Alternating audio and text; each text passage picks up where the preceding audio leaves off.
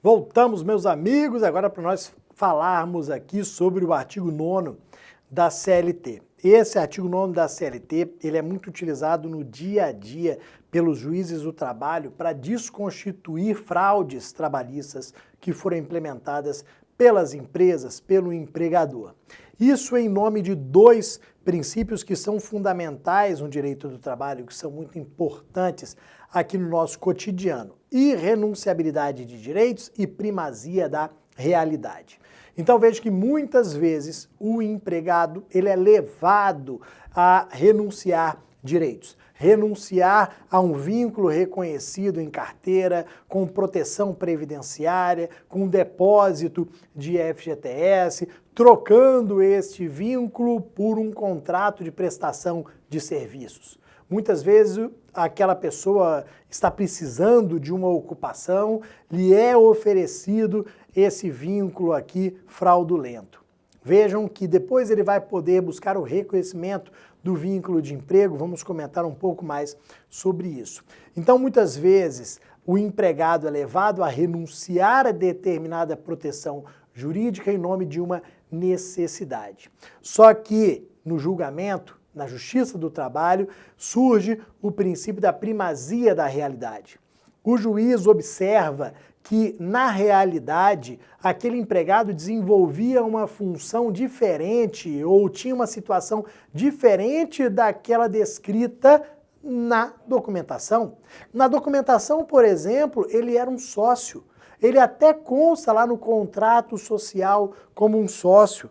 Ah, é? Pô, que massa, ele é sócio da empresa, tem uma cota. Não manda em absolutamente nada, é totalmente subordinado, trabalha no dia a dia como se fosse o empregado. Essa situação já chegou várias e várias vezes à Justiça do Trabalho.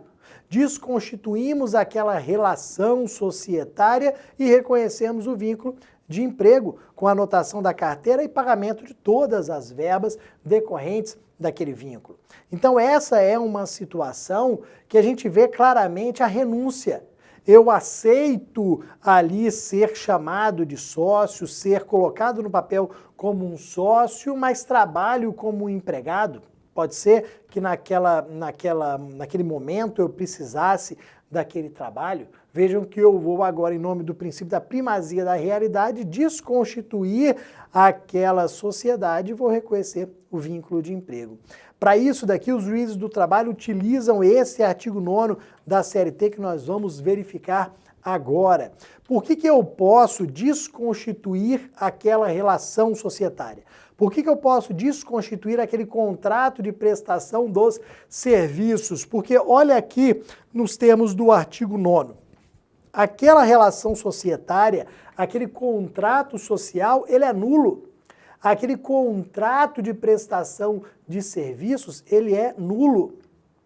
Ele é nulo de pleno direito. O que significa ser nulo de pleno direito? Ele não produz efeitos. Vejam que o tempo não vai fazer com que ele se torne válido. Ele vai ser sempre considerado inválido. Aquele contrato de prestação de serviços nunca vai ser considerado um verdadeiro contrato de prestação de serviços se ele mascarava, se ele escondia um vínculo de emprego. Então, se ele é nulo de pleno direito, ele não produz efeitos, ele nunca produziu e nunca vai produzir. Desde o início ele é nulo, ele não serve aqui para afastar o vínculo de emprego. Então vejam que são nulos de pleno direito os atos com o objetivo de desvirtuar, impedir ou fraudar a aplicação dos preceitos contidos nesta consolidação, na presente consolidação, ou seja, na CLT. São nulos de pleno direito aqueles atos que têm por objetivo desvirtuar, impedir ou fraudar a aplicação dos preceitos contidos na consolidação. Olha um detalhe aqui. Artigo 442B da CLT, que foi inserido pela reforma trabalhista. Por que eu estou colocando esse dispositivo? Porque eu estou falando em contrato de prestação de serviços, em ser tratado como autônomo, quando na verdade você era um empregado. Esse artigo 442B da CLT, ele diz que se você é um autônomo, se você é um prestador de serviços, você não terá o vínculo de emprego reconhecido. Se nós pegarmos a redação dele, é isso que ele vai falar. Se você é um prestador de serviços, se você é um autônomo, você não será caracterizado, não será reconhecido como empregado. Vejam que nós não estamos dando autorização através desse dispositivo para fraudar a lei. Nós estamos simplesmente falando, se você é um verdadeiro autônomo, se você é realmente um prestador de serviços, não vai ter como ser reconhecido empregado. Agora, se você foi chamado de autônomo, se você foi chamado de prestador de serviços, só que na realidade preenchia os requisitos do artigo 3º da CLT, principalmente você tinha pessoalidade e subordinação, nós vamos simplesmente afastar aquele contrato de prestação de serviços e vamos reconhecer o vínculo de emprego. É assim que tem que ser lido aqui o artigo 442B da CLT. Ele não autoriza fraude. Ele diz, se você é um autônomo, beleza, você vai ser reconhecido como autônomo. Agora, se você foi chamado de autônomo, apesar de ser um empregado, você poderá ter esse vínculo de emprego reconhecido. Quais são aqui, meus amigos, as situações mais comuns de tentativa de fraude trabalhista que os juízes do trabalho se valem deste artigo 9º para combater? Ó, primeira situação, falei com vocês, o contrato de prestação de serviços. Esse contrato de prestação de serviços, sendo que, na verdade, eu não era prestador de serviço. O prestador de serviço é um autônomo.